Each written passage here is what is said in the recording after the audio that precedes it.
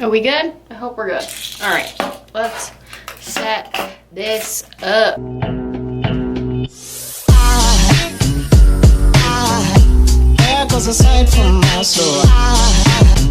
Hey guys, welcome back to my channel. So unfortunately, I have to make this really shitty video, but you guys, my period came. And I know so many of you guys in my last video said, you know, like you're testing early, keep the faith, keep testing, because a lot of people have gotten late BFPs. Well, that's not my case. I just waited it out, and sure enough, last night when I went to the bathroom, I started bleeding. Here we are today on cycle day 2. We're starting all over again. And honestly, like, I'm exhausted and I'm anxious for this cycle, but I'm more anxious for it to be over. Like, I don't want to wait anymore. Trying to conceive is like the longest wait of your life, especially if you're like hitting your 4-year anniversary like moi is. This fall will be my 4-year anniversary of trying to conceive, and that is not something to be proud of. Oof. We're starting all over again. And it kind of sucks because last cycle I was so hopeful that that was gonna be it. Like, in my gut and in my husband's gut, we were like, this is it, we're gonna be pregnant. And we had made so many plans in those like 2 weeks of waiting about this baby that didn't happen. You're probably like, okay, your period's here, the whole cycle failed, what are you gonna do next? Now, you guys know I've had 2 failed IUIs, and the last IUI I had, it was with a trigger shot and letrozole. For the first time I had letrozole, and it worked. I know it worked because I ovulated a whole week earlier than I normally would, and my period came exactly on time. When the doctor asked what we're doing for the next cycle, she asked if we want to do our last IUI. I said no. Because it's so much money, honestly, like at the end of the day. And I had been pregnant 3 times without an IUI. So I know that it's possible. Like, I know that I can get pregnant without all the IUIs and the procedures. The medicine, yes, I feel like I need that to ovulate. But as far as like the procedure, no. I think we're just gonna do it old school this time and just have sex every day or every other day and just hold our breath and pray to God that it works. But obviously the days that we are banging around ovulation, we're gonna be using pre-seed. This helped us conceive our last baby. I just feel like this gives very good like cervical mucus and like helps the sperm where it needs to go. If you've been trying to conceive for almost 4 years like I have, sex when you're trying isn't as fun as it used to be. It's more of a job. So I need some help, but that is awesome. I love pre-seed. And I did pick up another round of letrozole. So we are gonna do letrozole this cycle another time because it did work super good for us. It just didn't get us pregnant. That was my body's fault, but I did ovulate. So we're gonna use a letrozole. And funny story, I went to pick it up tonight and I had downloaded the app, the GoodRx one, and I was like, I don't have service. Like, I don't have service in this store. Can I use your Wi-Fi so I can use the coupon for this letrozole for $7 when I paid $150 last time? And she's like, you don't really need a coupon. It's only $2. And I was like, what? $2? I was like, the last time I came in here, it was $150. And so she looked it up and said that my insurance covered it this time. So bravo to my insurance company. Thank you, God. Or they would have been giving me that Wi-Fi password because I wasn't gonna pay another $150 for that. So this only came to $2. So if this cycle fails, yeah, it sucks, but we didn't end up spending almost $800 this time. And also, my doctor had said that she wants to do a progesterone test 7 days after my positive ovulation.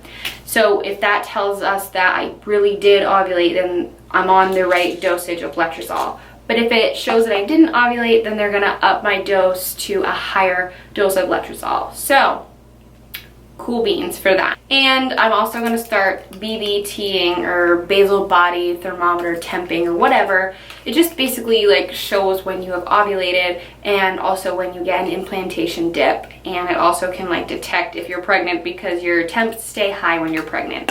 So I'm hoping this will save me some money and some worry of like, did I implant? Like, I don't know what these cramps were, and I can just look back at my temps and see if it dipped or whatever. I'm kind of new to this. I temped the cycle I got pregnant, so I'm hoping that it works. So pray. And that's really all we're doing. We're not gonna do any procedures or like anything. We're just doing good old letrozole and old-fashioned sex and ovulation tests. So today I am cycle day 2. If you're watching this, I'm cycle day 2. And I start the letrozole tomorrow morning. And yeah, I'm enjoying my last thing of Corona, because after today, yeah, really, I'm gonna stop drinking and going right back to eating healthy garbage and water. So I'm enjoying my beer tonight. Before I let you guys go, I did ask you guys on Instagram to ask me some TTC questions, and I was going to answer them live for you guys in this video. So I'm going to go ahead and answer them. I have them all screenshotted on my phone, so I'm going to go ahead and read them and then answer them for you guys. So hopefully if you ask me a question, you can definitely get your answer to it.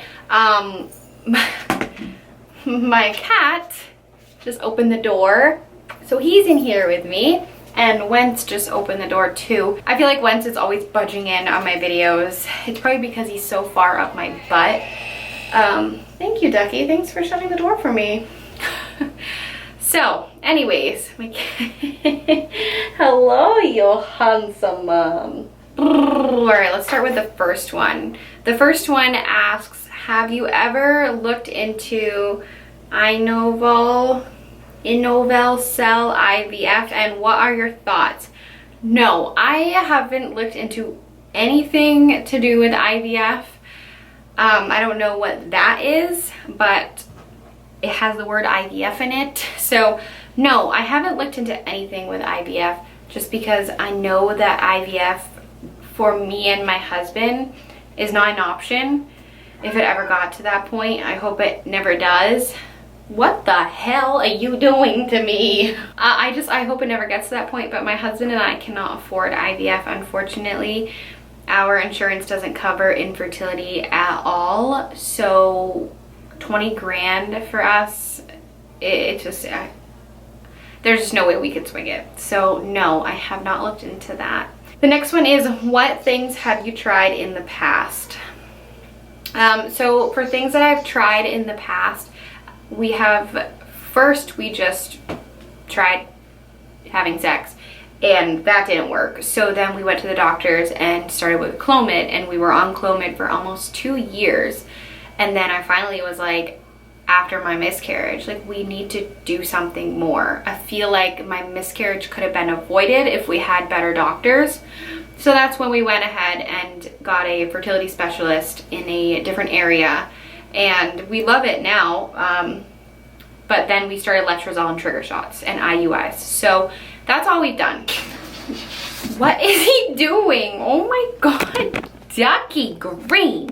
This one says, I'm starting stim shots soon. Any advice on cold versus hot compresses to alleviate some discomfort? Unfortunately, I feel like that's an IVF question.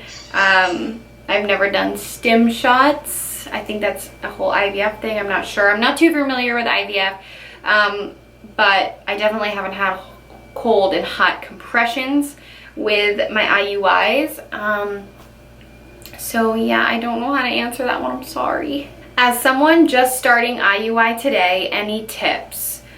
Okay, so obviously you are starting an IUI, or you're having your first IUI and you're nervous. And I guess my only tip with that, and I think my biggest tip with IUI, is it is super easy. Like, I feel like there's this big thing around like IUIs and treatments, and honestly, my IUIs take less than 3 minutes in the office. The last IUI that I had, my second one, the doctor was like in and out of there within like 3 minutes, and I just had to lay there for 10 minutes after, and that was it.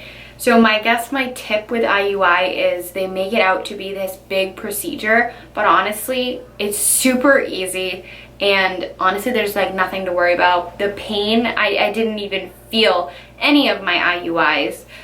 The only thing I can say that I did feel was the catheter or whatever, or like the thing that like opens you up. That metal clamp is terrible, but it's not like unbearable. You know what I mean? I guess it's more just uncomfortable than anything. So my tip with the IUI is it's easy, and honestly, don't overthink it. It's so smooth and so fast. How do you keep your mind busy and stay positive when trying to conceive?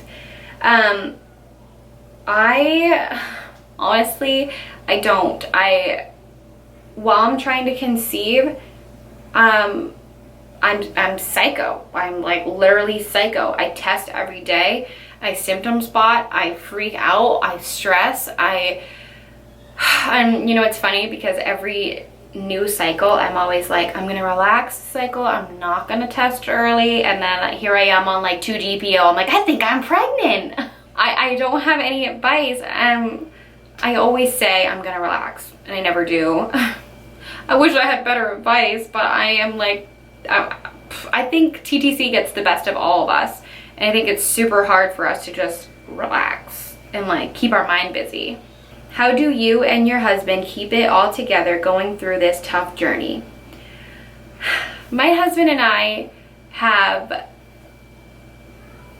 had our times, and we are not perfect. If anything, I feel like it's brought us closer together just because it's been super tough and emotional, really, and we just need each other to lean on. So that is just, I mean, that's just how we get through. We lean on each other, and we just take every day one at a time.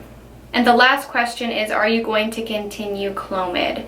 I haven't been on Clomid for maybe like 1 cycle now.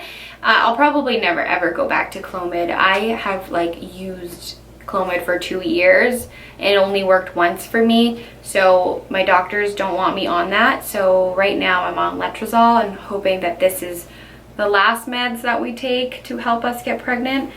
But so far it's worked really good for us, so I don't think that I'm ever gonna continue to take Clomid ever again. I gotta go get my kids out of the bathtub. But one more thing, I want to start making other content. I really miss vlogging my family and having like the memories of like looking back on things that we do and just sharing with you guys. And I know like a lot of you watch this channel for like my trying to conceive stuff, and some of you have been watching me from like the beginning when I had just started talking about my fertility and I was still doing vlogs, and I haven't done vlogs in forever. And I came across Vlogust, yeah, it's where you vlog every day the month of August, and I can't do that. Like, I work Monday through Friday at home, but I can't be filming when I'm working, so it kind of limits what's going on in the day. But August is a very big month for us. We have a lot going on. My stepdaughter goes back home, and I really want to capture like the goodbye, just so that we can have that too, and she can have that. And I want to capture just our last few weeks of memories with her before she goes and leaves us for another 10 months. And also my daughter Brielle starts school at the end of this month, so I really just want to capture all those moments that are coming.